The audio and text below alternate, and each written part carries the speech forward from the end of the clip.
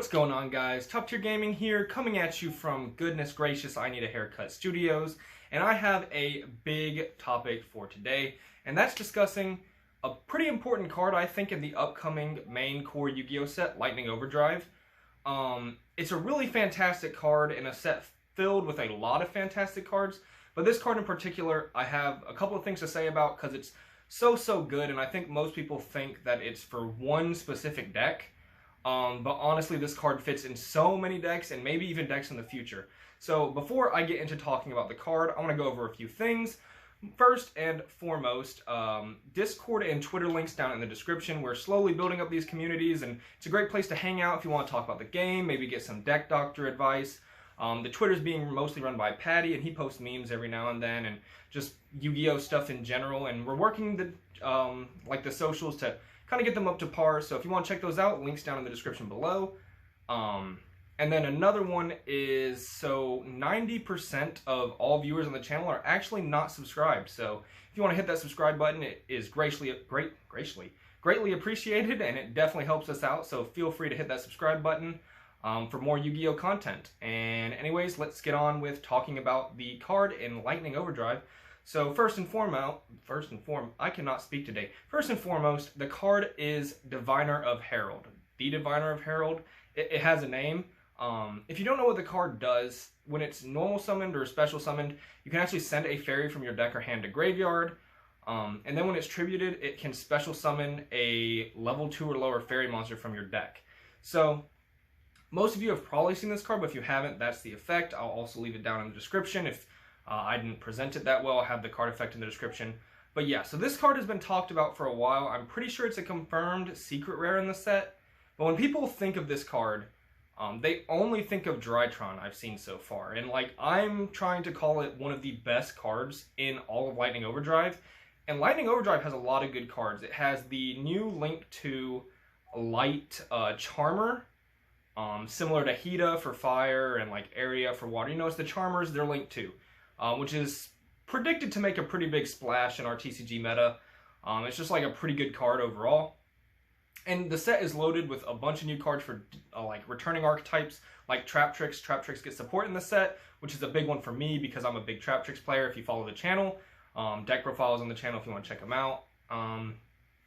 But yeah, so it's got a lot of cool stuff, and I'm trying to say that Diviner is one of the best cards, and it can't be one of the best cards if it's only for one deck. Everyone is solely looking at this card for Drytron because they have synergy with Cyber Angel, Ben 10, and things like that. Diviner is really good for Drytron, undeniably. It's one of the new best cards for the entire deck. It got play in the OCG, and when Drytrons were doing okay in the OCG, it was always with Diviner. But yeah, it can actually do so much more. So the new archetype just coming out of Ancient Guardians, which released a couple days ago, a week ago, maybe my time frame's a little off. But yeah, Sulfa Chords, or previously known as Doremi Chords, is the new Pendulum archetype. They're all fairies, and Diviner is actually one of the best starters for the deck. So a lot of people are asking me how to build Sulfa Chords. I'm still working on that because it's actually pretty hard to find a list I like. But one thing I know is once Diviner comes out, it's going in the deck because Sulfa Chords need it. You can summon Diviner of Herald, send this Triphius Hyra something. It's a level 9 fairy, but it can tribute a fairy monster you control from graveyard. While it's in graveyard, you tribute one on your field. And then it procs Diviner, so it's like an extender that specials Cutia from your deck, and then you can roll into your Pendulum stuff.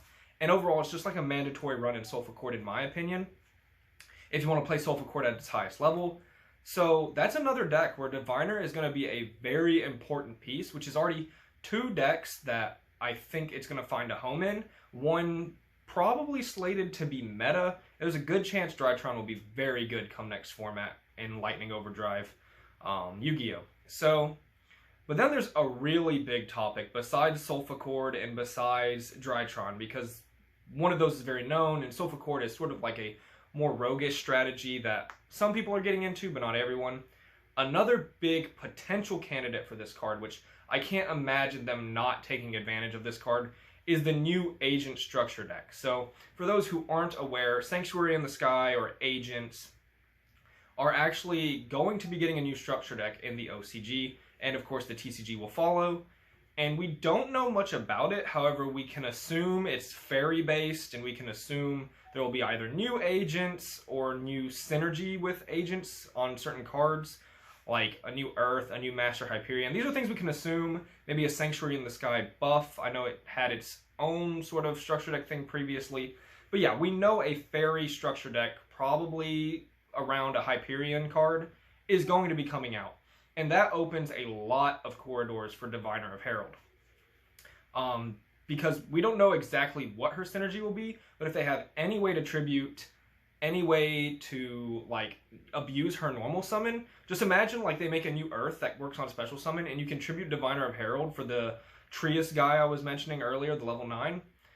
And then she specials the Earth from deck, and it gets a search for Hyperion. That already sounds really, really good.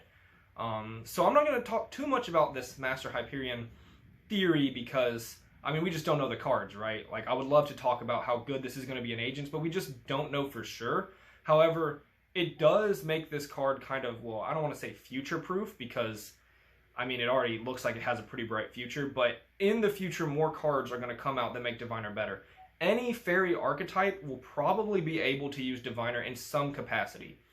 Another thing to talk about this card, besides its great attribute, was just light, and besides the fairy typing, which is pretty good, and fairies are getting more support, and Dawn of Majesty as well in the form of like a really cool hand trap. But another big thing to talk about is that this card is a tuner, which means this card worked with Crystron Halki Fibrax, and that's actually a big thing I'm trying in Soulful Cord right now, is kind of rush Halki Fibrax to get Diviner, and then use Diviner to get into your Soulful Cord engine, and then you have extenders. And you can do this with any deck that can use Diviner. Any fairy deck or Halki Fibrax deck can somehow use Diviner to its advantage. And Diviner hasn't seen any way, like, or Halki Fibrax, I should say, hasn't really been looking like it's going to get a hit. However, I think Diviner might push it over the edge. Just a bold claim, because we just don't know how it's going to work, and it hasn't had the chance to do that in the OCG, I don't think, because is Halki Fibrax banned in the OCG? I actually am blanking on that, but, you know, Diviner in the TCG might be something real crazy. So, that was a couple of things I wanted to go over. Again, I could talk about its attribute and some other cards it works with, like Cards in the Sky, Cards from the Sky. It's a card from the old Hyperion structure deck. There's like Celestial Transformation. There's a bunch of actually random fairy support that's really good for this card. Now, I know calling it one of like the best cards in Lightning Overdrive might be a bold claim, but I honestly think out of all the cards, like this or Lina will actually be one of the better cards. Because I know Diviner doesn't seem generic because it's for fairies, but because of like Halki Fibrax and so many different things, I can see this card just being like either really splashable into decks where it makes sense, but just really good for fairy decks, which is a lot bigger than what people mostly claim it's going to be for, which is just Drytron. Like, I feel like this card has so much potential, and honestly, I'm really excited for the card. Kind of sad it's going to be, I'm pretty sure it's confirmed secret, and probably Starlight, and I might want to get the Starlights, and I really don't want to pay for Starlights, so that's going to be a struggle. I'm probably going to wait a long time on that, but not only that, but it has gorgeous art. Like, the card just looks gorgeous, which is another plus to the card. So yeah, that's pretty much it. That's my sort of discussion on Diviner of the Heralds. Let me know what you think down in the comments. Of course, this card's not out yet, but we do know it to have some success with Drytron in the OCG. Even though that deck is less popular there overall, whether it be because of Max C or just their meta in general. But yeah, Diviner's been proven to be good, but let me know what you think. Is it going to be one of the best cards in the entire set of Lightning Overdrive? What are you looking forward to in Lightning Overdrive? You can leave that down in the comments below. Yeah, hope you guys enjoyed. Be sure to check out the socials and think about subscribing. This was Top Tier Gaming. Bye, YouTube.